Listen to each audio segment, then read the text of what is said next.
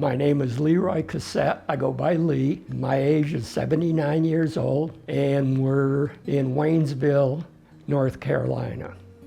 I was born and raised in Fargo, North Dakota. I'm married to a wonderful woman. Her name's Lynn. We have 4 children, 5 grandchildren, and 3 great-grandchildren. I graduated from high school in 1963 and joined the Marine Corps at that time, which ended up landing me in Vietnam in 1965 and 1966. I served with the 1st Battalion, 9th Marines. My battalion was awarded the Presidential Unit Citation, 2 Navy Marine Corps Commendation Awards, and 1 Navy Marine Corps Unit Citation.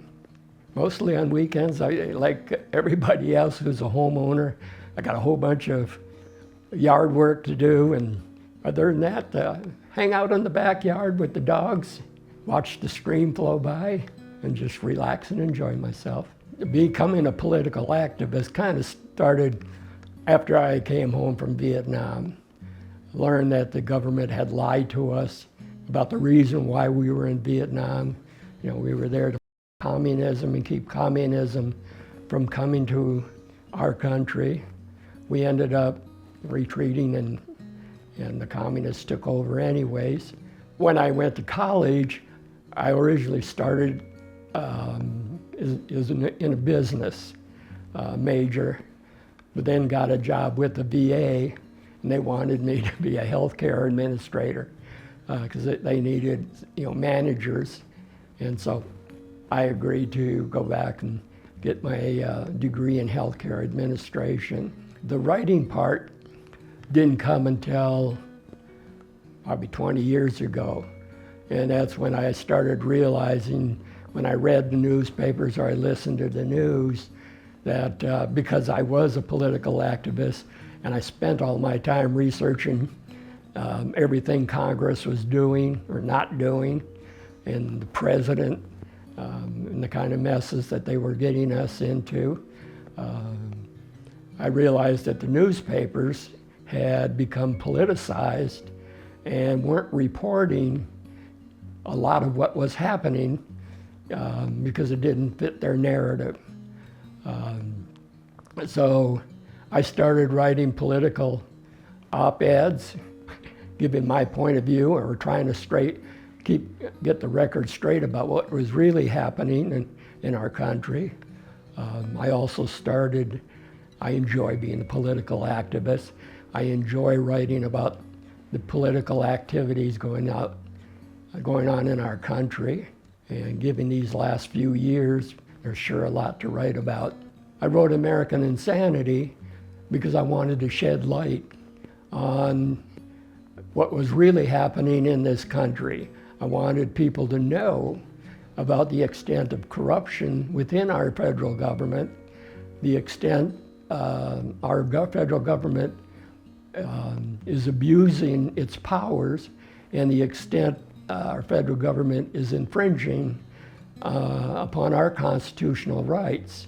All the information that generally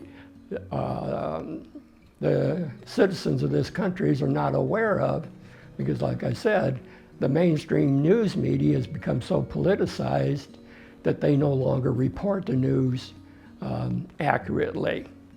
I wanted to point out the real level of corruption and ineptness within our government, and to point out to the American citizens the extent to which both the government and the news media was failing the citizens of this country.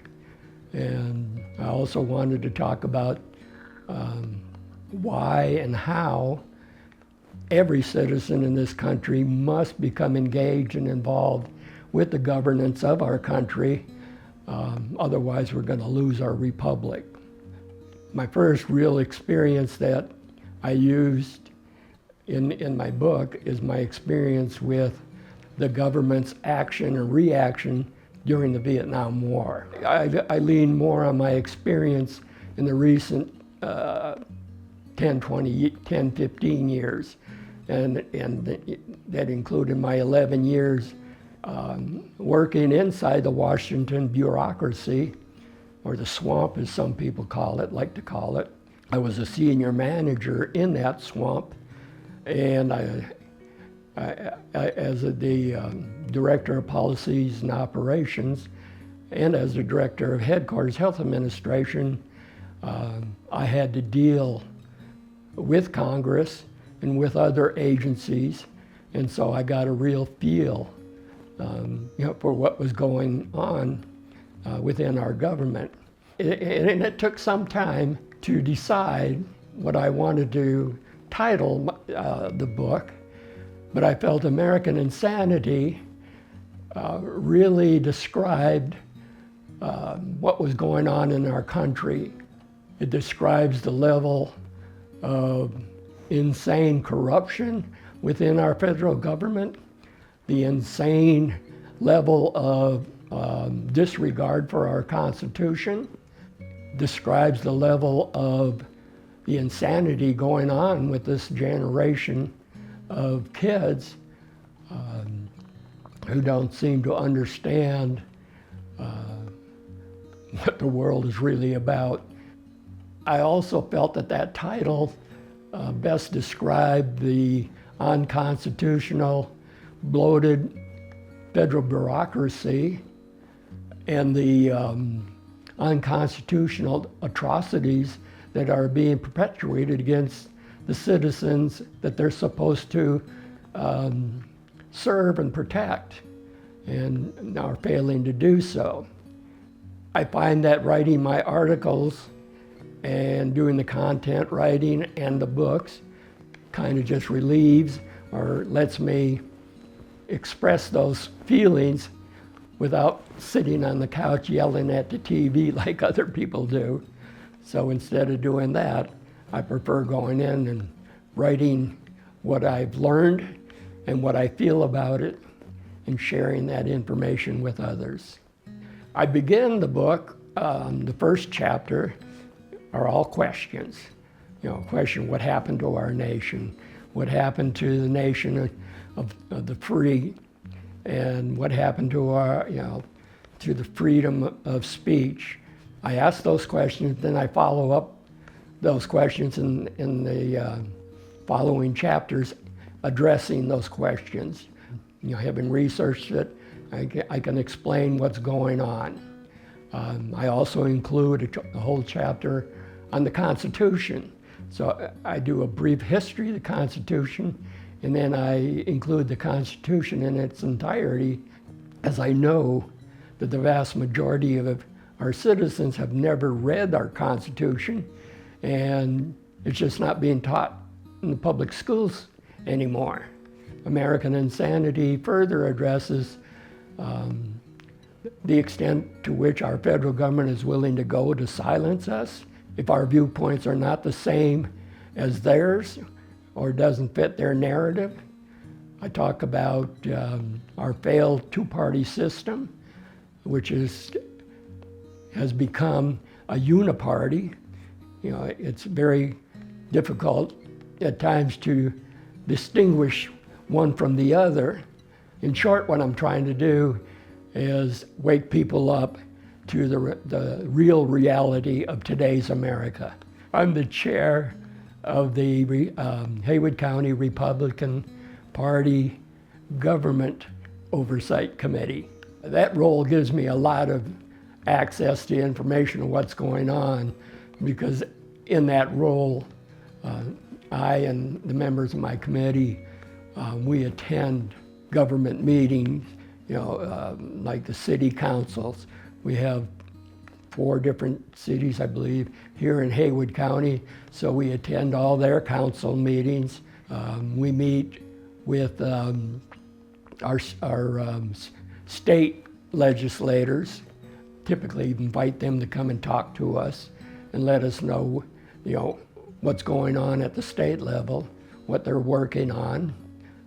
So it gives us and me a great deal of access to information about what's going on in the day-to-day workings of our government. I am a district captain for the Convention of State movement. I cover both Haywood County and Madison County. Those are my two counties that I'm the district captain over. I'm a content writer for them. I'm also on the communications team, which develops different methods and ways of getting information out to people and interacting with our state legislators in our attempt to get them to pass our resolution. Attend a lot of rallies in Raleigh, and we talk to our state legislators and try to educate them on what a convention of state really is, because it's alarming on how many state legislators don't know what Article 5 of the Constitution is, or don't realize the power that they have over the federal government. I think they've gotten so used to the fact that the government tells them what to do and they just do it.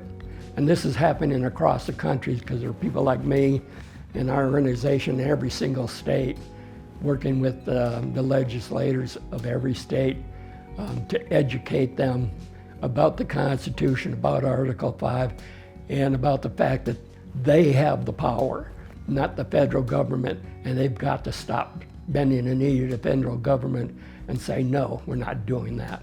My next book is Government Gone Rogue, and I talk more about unconstitutional activities that the government is participating in, or the activities that is causing our Constitution to be denigrated, and how our government officials are out and out ignoring the Constitution. I do enjoy writing, I love it, but I do it to get information and to get that information out to people.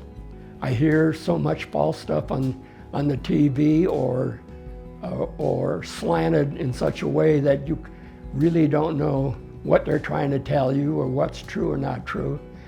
And so when I hear that, I research it out to find out what the real truth is, and then I write about it.